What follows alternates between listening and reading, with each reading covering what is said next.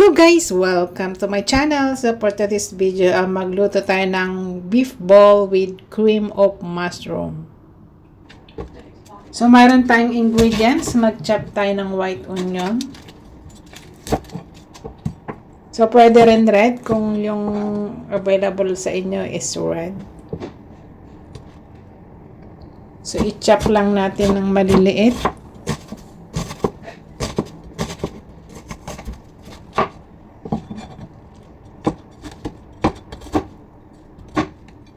So itong iluluto natin guys ay siguradong magugustuhan ng mga chikiting nyo. So masarap siya.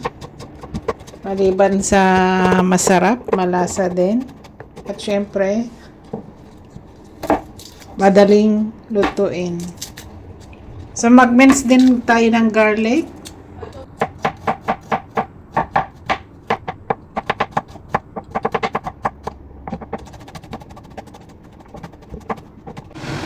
Ayan, so i-fry natin muna yung ating chopped onions and garlic bago natin ihalo sa ating minced beef. Ayan. So idagdag na natin yung ating prinay na chopped onion and garlic. Saka lagyan natin ng white pepper powder, salt, konti lang, breadcrumbs, at syempre 1 egg. So, i-mix well lang natin to para maging malapot.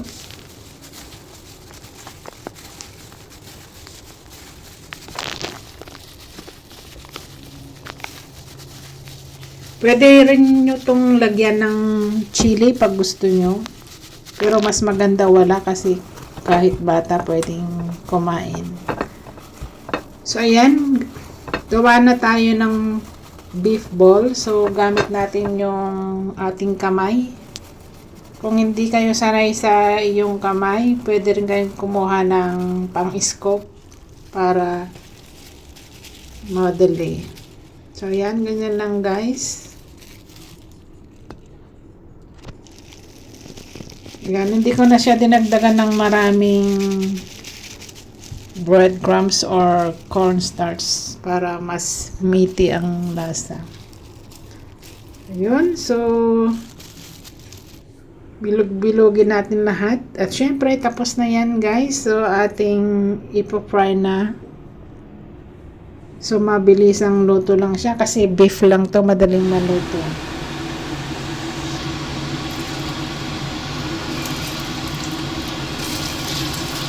Maganda siyang i-prito guys kasi hindi siya dumikit sa kawali.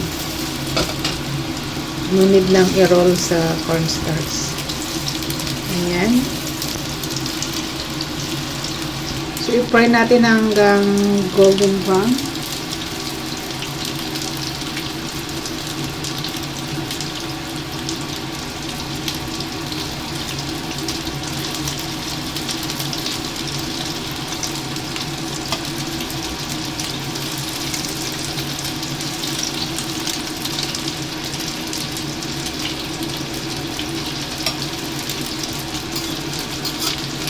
Hirap paligtahin guys, kaya pinagsabay-sabay ko ng sandukin. So ayan, pwede naman pala sabay-sabay.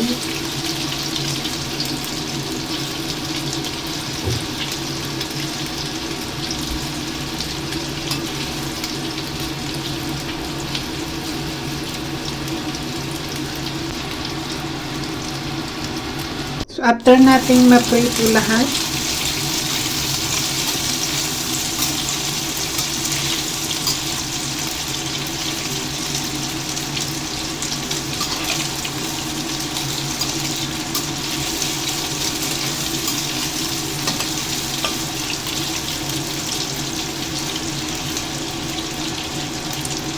pwede na natin i-prepare yung ating cream of mushroom. Hindi ko na siya tatanggalin sa kawali. Pwede rin yung tanggalin kung ayaw niyang mamantika.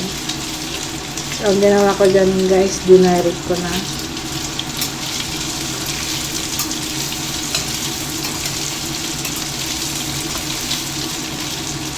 Ayan, okay na. So, idagdag na natin yung cream of mushroom. So, ito yung ginamit ko guys. Hindi po yan sponsored. Campbell cream of mushroom. Ayan.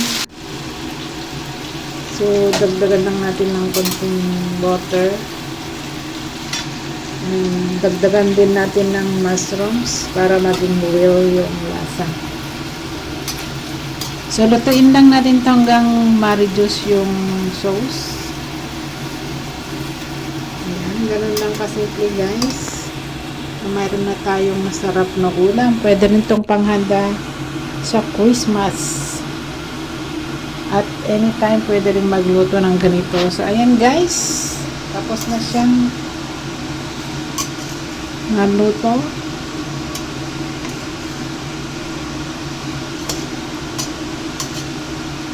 So, lutuin pa natin. Ibawasan pa natin yung sauce. Mas maganda pag malapot.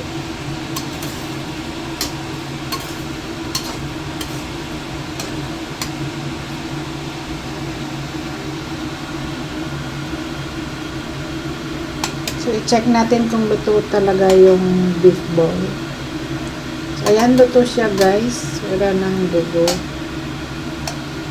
So, madaling maluto talaga yung beef. So, ayan, pwede na. Masarap na yung lasa guys. Perfect sa panlasa.